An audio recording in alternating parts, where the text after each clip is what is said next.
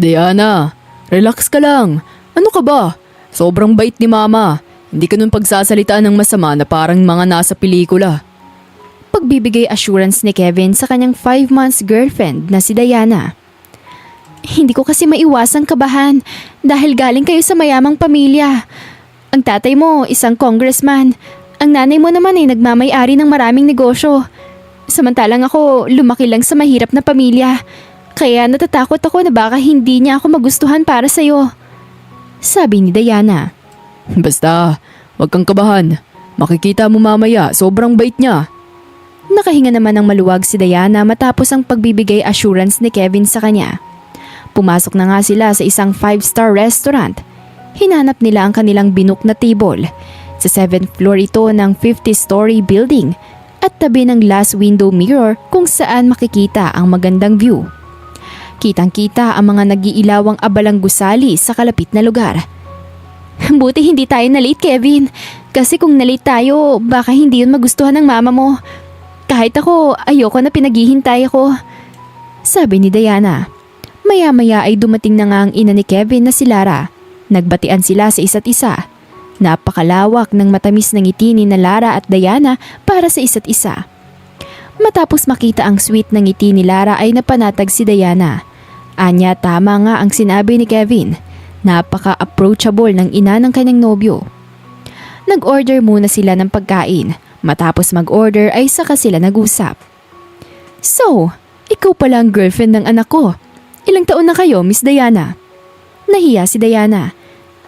Diana na lang po, madam. Nakakahiya po. Okay, sure. Diana, I will call you that way from now on. Salamat po, madam. Anyway, 5 months na po kami, madam. May pagtatampo kay Larang tinapunan ng tingin si Kevin. 5 months? Anak, ang tagal niyo na pala pero ngayon niyo lang ipinakilala sa akin. Nakakatampo ako Sorry, Mama. Actually, hindi rin po madali sa amin na makipag-meet up sa inyo. Kasi iniisip din po ni Diana ang sasabihin niyo sa kanya. Nag-aalala siya na baka hindi niyo raw siya matanggap. Heka ako, si Mama ang pinakamabait na taong nakilala ko kaya hindi niya yun magagawa. At bakit naman? Ang ganda-gandang bata nitong si Diana. At ang ganda rin ng kutis. Mukhang alagang-alaga siya ng mga magulang niya. For sure galing din to sa mayamang pamilya. Awkward na nagpalitan ng tingin sina Diana at Kevin at napansin ito ni Lara. Oh, what's wrong? Bakit biglang gumanyan ang mga mukha ninyo? Ang totoo po niyan, Mama. Hindi po siya galing sa mayamang pamilya. Galing po siya sa mahirap na pamilya. Pero nagsumikap po siya sa pag-aaral hanggang sa nakapagtapos po siya ng kolehiyo sa sarili niyang sikap. Tapos ngayon ay isa na po siyang manager sa isang bangko. Mula sa isang suite ay naging mapait ang ngiti ni Lara, ngunit pinipilit nitong hindi magpahalata. Ayaw niyang masira ang ambience ng atmosphere nila. Ganun pala. Congratulations, Diana, ha? How about your parents? What's their background? Ang nanay ko lang pong nagpalaki sa akin, madam. Ang tatay ko po ay iniwan po ako after pong mabuntis ni nanay. You mean, pinalaki ka niya as a single mom? Yes po, madam. Kaya proud po ako sa kanya. Kahit mag-isa niya akong binubuhay, napalaki niya ako ng maayos at nakapagtapos ng pag-aaral. Hindi po madali ang lahat ng sakripisyo niya para po maabot ko kung nasaan ako ngayon. Marami pa silang napag-usapan. Nagtapos ang kanilang unang pagkikita ng may paggalang sa isa't isa. Kinabukasan na isinundo ni Kevin si Lara sa trabaho. Nasa kotse sila at patungo sila sa isang restaurant upang sabay silang mag-dinner ng gabing yun. O, diba? Sabi ko naman sa'yo Mama is the most approachable woman you could ever meet. I was so happy na tanggap niya ako, Kevin. Ngayon, wala ka nang kailangang ipag-alala. Kinabukasan ni nakatanggap ng tawag si Diana mula kay Lara. Hello po? Sino po to? This is Diana, right? Yes po, ako po to. Ako to, si Lara, your boyfriend's mom. Bahagyang nagulat si Diana. Madam, kayo po pala. Bakit po kayo napatawag? Let's meet up. Don't tell Kevin about it, okay? Kinabahan si Diana dahil sa biglaang lakad nila ni Lara. Sige po, madam. I'm free today. Saan po tayo magkikita? Sa same restaurant na kinainan natin last time. Again, wag mo tong sasabihin kay Kevin, ha? Malalaman ko yan kapag sinabi mo ito sa kanya. Makakaasa po kayo sa akin, madam. Perfect. At ibinabanan nila ang kanilang tawag. Dumating siya sa restaurant ng 7:00 ng gabi. Pagdating doon ay nandoon na si Lara. Nakangiti ito sa kanya. Nang makita ang ngiti ng matanda ay nawala ang nerbiyos na kanina pa niya iniinda. Lumawak din ang kanyang ngiti. Nag-order muna sila ng pagkain at habang hinihintay ito ay saka sila nagsimula sa pag-uusap. I suppose hindi mo ito sinabi kay Kevin, am I right? Yes po madam, promise po. Thank you. Alam niyo po ba madam, sobrang kinabahan po ako kanina. Kasi akala ko po kung anong sasabihin niyo sa akin. Pero nung nakita ko po yung smile niyo, nawala po yung kaba ko. Great to hear that. Nakangiting sabi ni Lara at uminom ng tubig. Oo nga po pala. Ano po yung sasabihin niyo sa akin madam? I don't like you. Nakangiting sabi ng matanda sa tono na parabang sinasabi nitong I like you. Hindi tugma sa tono sa kanyang mensahe. Naguguluhan naman si Diana. Nalilito siya kung dapat ba siyang malungkot sa mensahe o matuwa dahil sa tono ng pagsasalita nito. Po? Tanong niya. You heard me, honey. I don't like you. Since 5 months pa lang naman kayo, please, hiwalayan mo na siya habang maaga pa. I think hindi mo rin gugustuhin na ikasal sa isang lalaki na may mata pobreng ina. For sure, hindi pa man ganun kalalim ang relasyon yung dalawa, may oras pa para hindi ganun kalalim ang nararamdaman mo. I can give you money para may mas rason ka para hiwalayan siya. No worries, I won't tell Kevin about it. Sa isang iglap ay naglaho ang ngiti sa mga labi ni Diana. Hindi niya alam kung ano ang magiging tugon sa sinabi ng matanda. Sa ngayon ay nalilito pa siya. Take your time, Diana. Please, think twice or even thrice. Whatever you respond to me, I will wait. Nagkaroon nga ng katahimikan sa pagitan nila. Dumating na ang kanilang in-order. Isa-isa na itong ipinatong ng waiter sa hapag nila. Enjoy your meal po, sabi ng waiter sabay alis. Nagsimula namang kumain si Lara habang si Diana naman ay nalilito pa rin.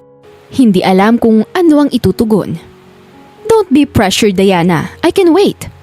Nakangiti at friendly pa rin na sabi ni Lara. Madam, sa wakas ay sabi ni Diana. Yes? Pwede ko po bang malaman kung ano ang rason kung bakit ayaw niyo sa akin? Dahil po ba mahirap lang kami at mayaman kayo? Don't get me wrong, Diana. I think kahit sino naman ang nasa posisyon ko will also do the same. Sino naman ang isang ina na pinaghirapang itaguyod at palakihin ng mabuti ang kanyang uniko iho ang papahig na ipakasal sa kanyang anak na isang babae na walang magandang family background? Kung ako nasa posisyon mo, gagawin mo rin yun. O you may say, hindi ko yung gagawin, but you really don't know. Baka nasasabi mo lang yun dahil wala ka pa naman dun sa posisyon. Pero nagmamahalan po kami ni Kevin, Mama.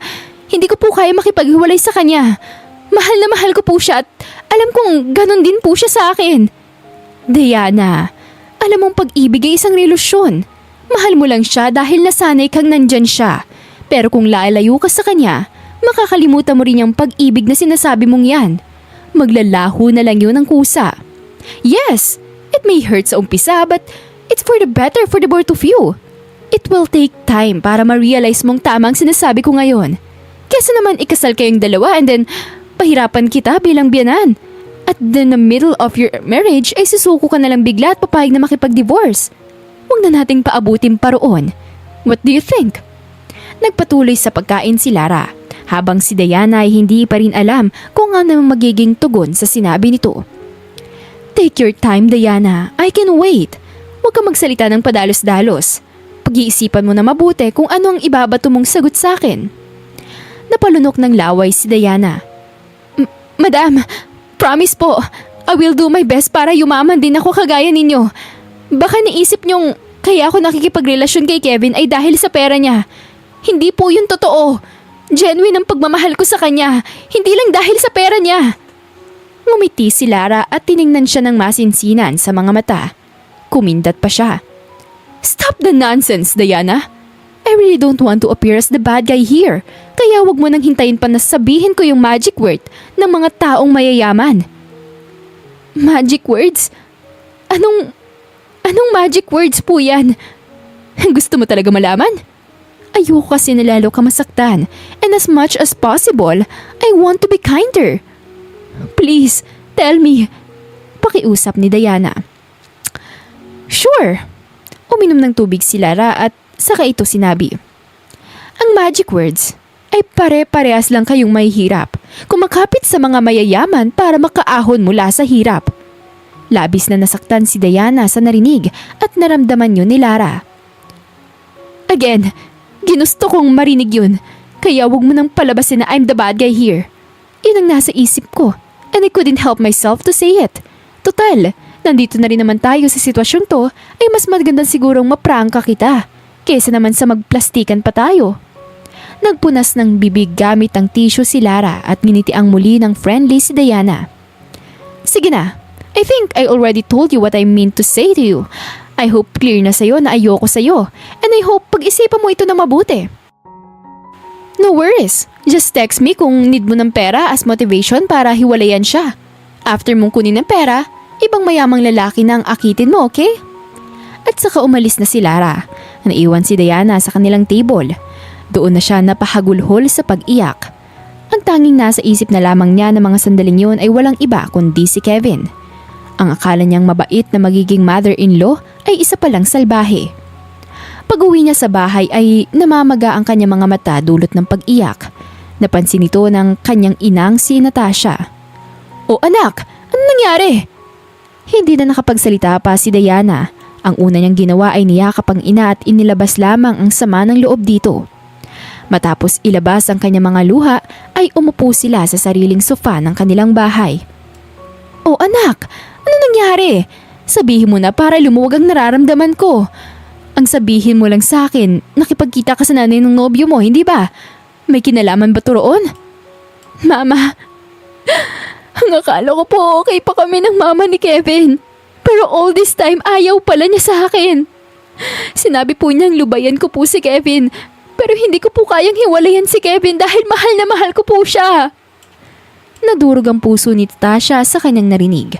Para sa isang magulang, masakit na malaman na inaayawan ng nanay ng nobyo ang kanyang anak. Ano raw ang rason kaya ayaw niya sa'yo?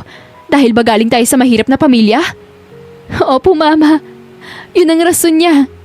Alam niyo naman pong congressman ng tatay niya at businesswoman naman po ang nanay niya, hindi ba? Samantalang tayo, walang maipagmamalaki. Napabuntong hininga na lamang si Natasha. Nung una pa lang ay kinuwento na sa kanya ni Diana na sobrang bait pala ng nanay ng nobyo ay duda na siya. Pakiramdam niya ay may mali. At tama nga ang hinala niya. Tunay ngang walang galing sa isang marangyang pamilya ang papayag na makasal ang uniko iho nila sa isang babaeng galing sa mahirap na pamilya. Ganun ba anak? Ano naman ang desisyon mo ngayon? Hihiwalayan mo ba si Kevin? Hindi ko po kayang gawin yun, Mama. Dahil mahal ko po si Kevin. Diana, 5 buwan pa lang naman kayo. Siguro, hindi pa naman ganun kalalim ang pagtingin nyo sa isa't isa.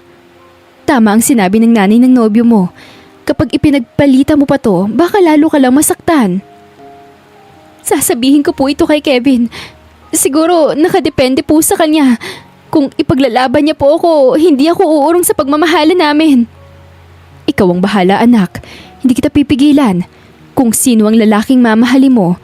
Dahil ako man, nangyari din yun sa amin ng papa mo. Biglang nadula si Natasha, bagay na ikinataka ni Diana. Ano po, Mama? Nakaisip ka agad ng palusot si Natasha. Mali pala ako. Hindi pa lang yung ama. Nalito lang ako. Yung nobyo ko nung una, bago ko makilalang yung ama, siya ang tinutukoy ko. Pinagbawalan kami ng mga magulang na ng una kong boyfriend dahilan para maghiwalay kami. Napabuntong hininga na lamang si Diana. Ang akala niya ay mapapakwento na ang kanyang ina tungkol sa kung sino ba talaga ang kanyang ama.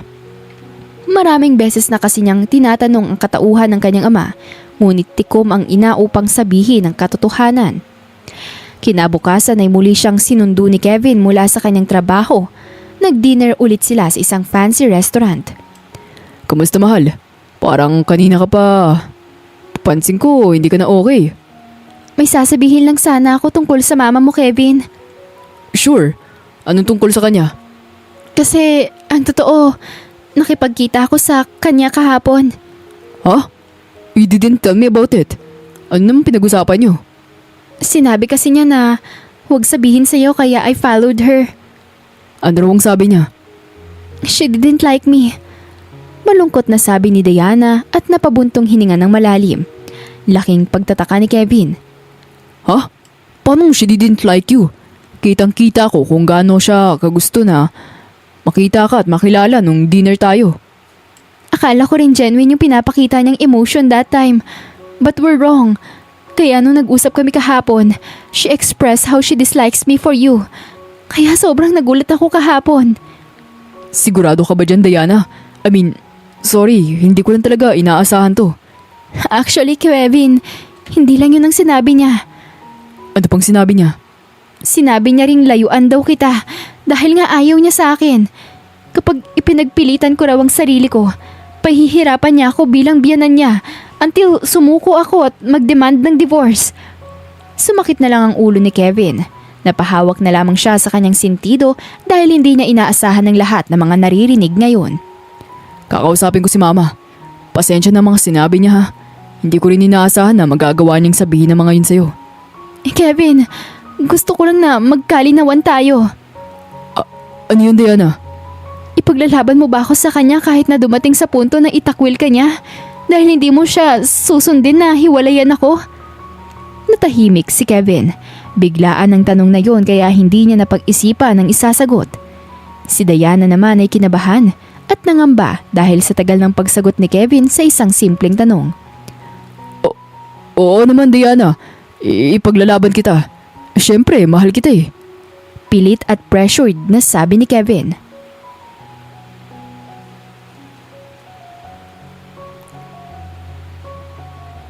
Umuwi na si Kevin. Sinalubong siya ng yakap ng kanyang ina nang dumating siya sa bahay. Ganito siya kung salubungin ng ina. Mahal na mahal siya nito. Kumustang biyahe, anak? Medyo late ka ng around 30 minutes ha? Usually before 8 ay nakakauwi ka na, even if may dinner date kayo ni Diana. Ma, I know everything you told her. Huwag na po kayo magpanggap. Pagkompronta ni Kevin, tumaas lang ang kilay ni Lara at umupo sa sopa sa sala. Matapos ay binuklat ang magazine na nakalapag sa center table na babasagin. Ma, bakit yun naman sinabi sa kanya yun? Hindi madali para sa kanya na i-handle ang pag-ayaw niyo sa kanya. Well, I have to be honest with my feelings. Mas maganda nga na habang maaga pa against na ako. Kasi naman aayawan ko siya habang nasa middle stage na kayo ng relationship nyo. Ma, wala sa option na ayawan niyo siya. Naiintindihan ko na hindi niyo siya gusto para sa akin. But that doesn't mean na may karapatan na kayong diktahan ako sa babaeng gusto ko. Sabi ni Kevin na labag sa loob sa sinasabi nito ng ina. Mahal na mahal din kasi niya ang ina. Ayaw niyang sabihin ang mga salitang iyon, ngunit kailangan niyang gawin sapagkat gusto niyang ipaglaban ang nararamdaman niya para kay Diana. Anak, hindi ko kayang pinipigilan na ipaglaban niyo talaga habang buhay yung pagmamahalan ninyo. Yung sa akin lang ay isang simpleng pakiusap that she could just have approved or rejected. Hindi niya kailangan sabihin ito sa'yo, especially na maaari itong makasira sa relasyon natin bilang mag-ina. I'm so disappointed on her. Ganitong klaseng babae pala siya. Maliit na bagay pinapalaki niya. Mama, natakot lang siya kaya sinabi niya sa akin ang tungkol sa sinabi niyo. Nag-worry lang siya. Wala naman siyang masamang tinapay doon. Nagluluha-luhaan si Lara. Kunwari ay nasasaktan siya habang nagpupunas ng kunwari luha mula sa kanyang pisngi. It's okay. Hindi ko alam na magagalit ka sa akin, anak, dahil lang sa maliit na bagay. Mama, hindi naman po sa ganun. Pasensya na po kung hindi maganda ang approach ko. No, it's okay. Palibhasa kasi matanda na ako kaya sino-sino mo na lang ako. Ganyan talaga kapag matanda na at wala nang pakinabang. Pwede nang pagtaasan ng boses. Pagmamanipula niya sa anak at nagtungo na sa kwarto. Nakonsensya naman si Kevin kaya upang makabawi ay kinabukasan ay inaya niya itong mag-mall. Binilhan niya ito ng mamahaling alahas, bagay na ikinatunaw naman ng puso ni Lara. Nawala rin kaagad ang peke niyang pagtatampo rito. Mama, sinabi niyo po sa akin kahapon na kung ipaglalaban po ako ni Diana, okay lang naman po yun sa inyo, hindi po ba?